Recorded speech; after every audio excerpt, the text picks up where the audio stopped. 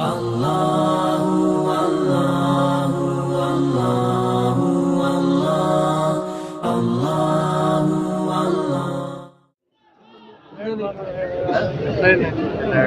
कर थोड़ा ਇੱਥੇ ਇੱਥੇ बस बस बस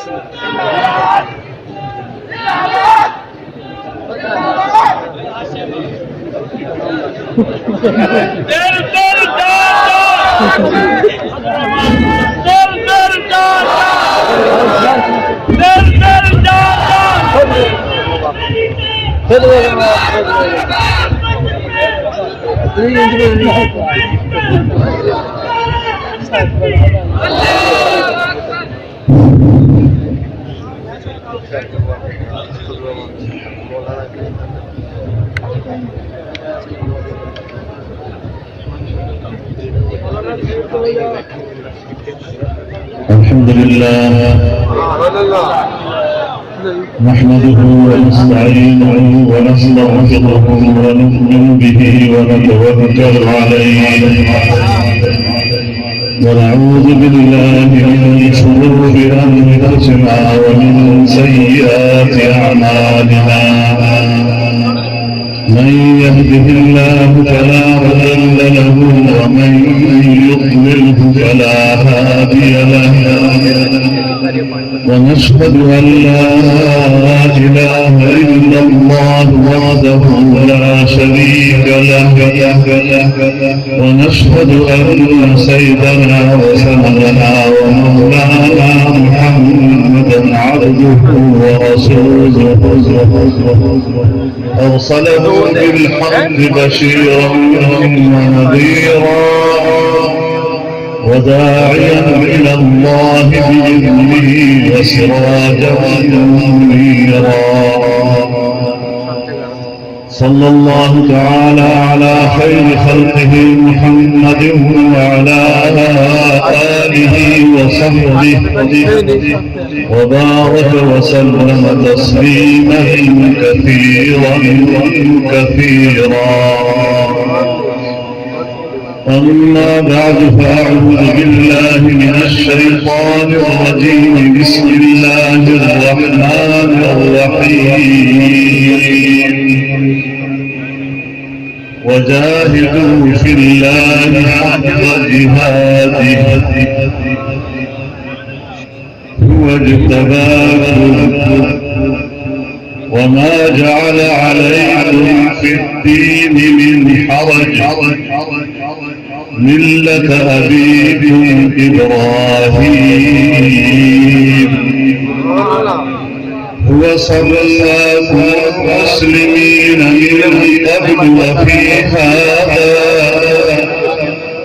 ليكون الرسول شهيدا عليكم وتكونوا شهداء على الناس فأقيموا الصلاة وآتوا الزكاة واعتصموا بالله ومولاكم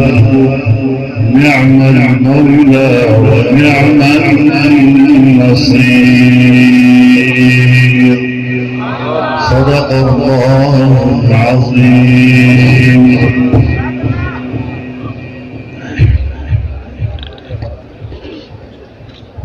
अकाबिर उलमाए किराम, तलबाए अज़ीज़, मेरे बुजुर्गों, दोस्तों और भाई, हम रवादारी में कह देते हैं कि तामीर इरशाद में मैंने ऐसा किया, मैंने हकीकतन तामीर इरशाद किया। अल्लाह ताला दारुल उलूम को मजीद तरक्कियों से सरफराज फरमाए, उसे इल्मी इर्तिका नसीब फरमाए और जो नौजवान फुज़ला اس سال دارالعلوم سے فارغ ہوئے ہیں، رب العزت ان کو اس علم کی خدمت کرنے کی توفیق عطا فرمائے۔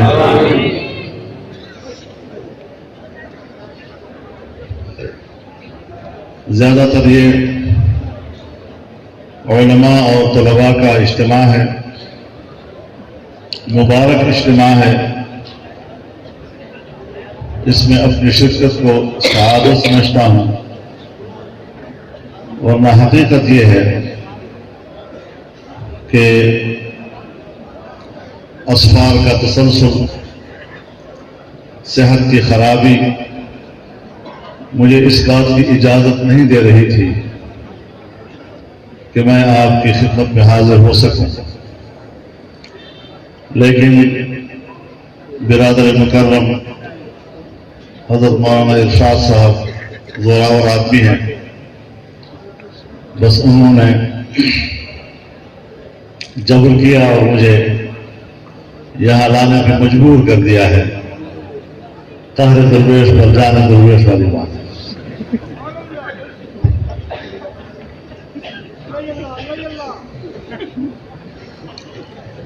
علماء کرام کا یہ دعویٰ ہے،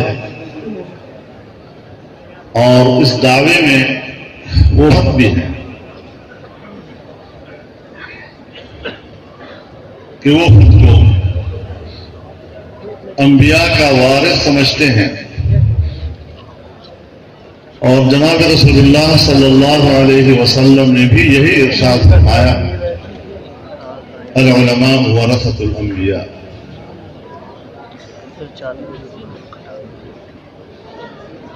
علم کے میدان میں قرآن و حدیث کا علم دینا لوگوں کو، قرآن و حدیث کے علوم سے لوگوں کو آراستہ کرنا، امت کے نوجوانوں کی اس پیاس کو بجھانا ایک عظیم ذمہ داری ہے جو ہمارے مدارس اور ہمارے مدارس کے اندر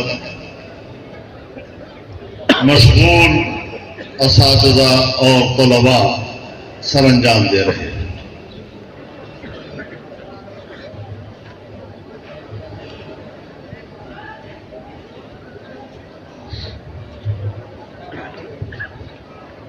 مسند حدیث ہو، مسند تفسیر ہو، مسند فقہ ہو، ہر عالم دین جب اس مسند پر بیٹھتا ہے تو اس احساس کے ساتھ کہ یہ کوئی عام مسند نہیں ہے، یہ جناب رسول اللہ صلی اللہ علیہ وسلم کا مسند ہے، اور جب میں اس پر بیٹھا ہوں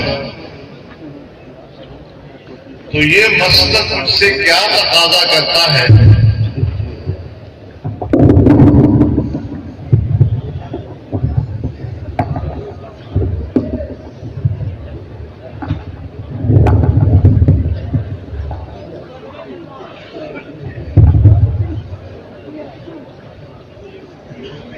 ہر عالم دین جب اس مسند پر بیٹھتا ہے تو اس احساس کے ساتھ کہ میں نے رسول اللہ صلی اللہ علیہ وسلم کے اس مسند کا حق کیسے ادا کرنا،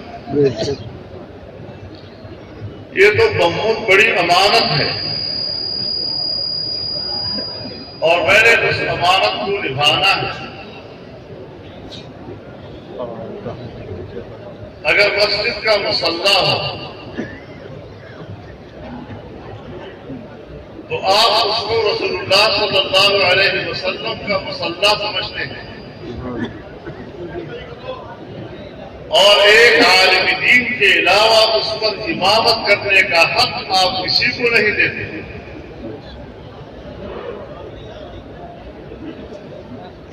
اگر ممبر رسول ہو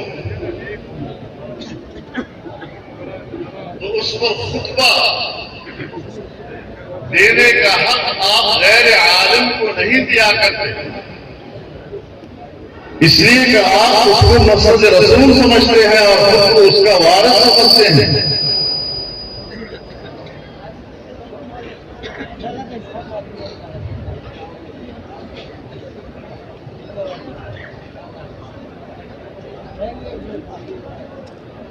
تو یہ بات مد نظر ہونی چاہیے کہ انسان کی زندگی اگر انفرادی حیثیت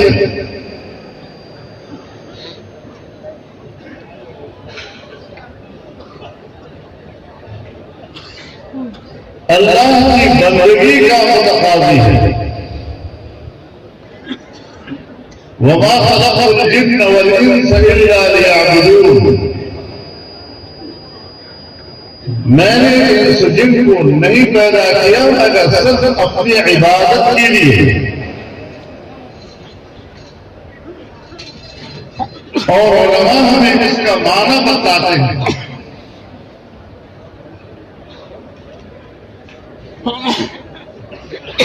کہ اللہ تعالیٰ نے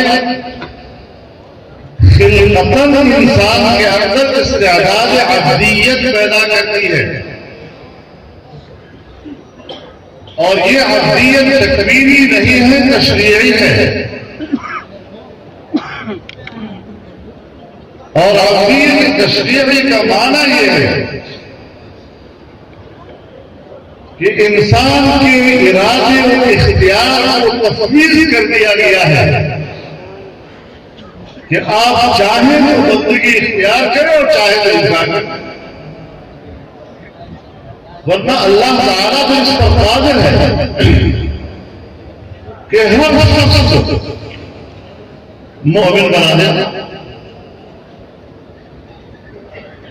ہر شخص کو اپنی بندگی پر مجبور کر دیتے۔ وَلَوْ شِئْنَا لَآتَيْنَا كُلَّ نَفْسٍ هُدَاهَا لو شاء الله لجعلكم أمة واحدة۔ تکوینی طور پر تو اللہ کی قدرت میں ہے یہ بات، لیکن اللہ نے انسان کی مشیت کو چھوڑ دیا، اس کے ارادہ اور اختیار کو چھوڑ دیا۔ ومن شاء فلیؤمن ومن شاء فلیکفر انا ہدیناہ السبیل اما شاکرا واما کفورا۔ ہم نے ہدایت کا راستہ بتا دیا، اس کی مرضی ہے کہ قبول کرتا ہے یا انکار کرتا ہے۔ لا اکراہ فی الدین قد تبین الرشد من الغی۔ لہذا جس نے ایمان کا راستہ اختیار کیا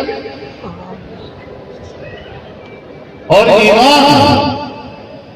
قبول کر کے اس نے اطاعت و تسلیم کا راستہ اختیار کر لیا،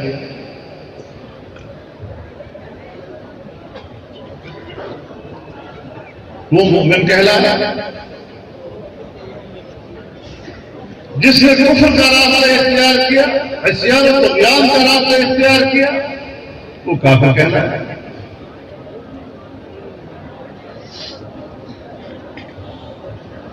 اب ظاہر ہے کہ ہر وقت پر محنت کی جاتی ہے، اس کو دعوت دی جاتی ہے، اس کو آمادہ کیا جاتا ہے کہ وہ اللہ کی بندگی کو قبول کرے، اللہ اور تمام انبیاء پر اور ملائکہ پر اور ضروریات دین پر ایمان لے آئے،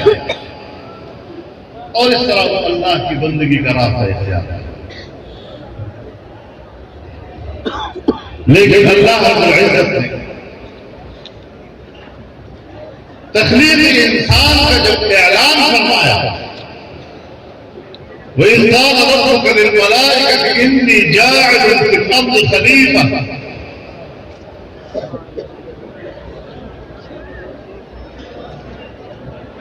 ملائکہ کے سامنے اعلان کیا کہ میں زمین پر اپنا خلیفہ بنانے والا. عبدیت کے لیے لفظ خلق کو استعمال کیا اور خلافت کے لیے لفظ جاعل کو اختیار کیا. خلق اور جعل میں جو فرق ہے یہ علماء خود جانتے ہیں, نہیں جانتے تو پھر سمجھ لیا جاتا ہے.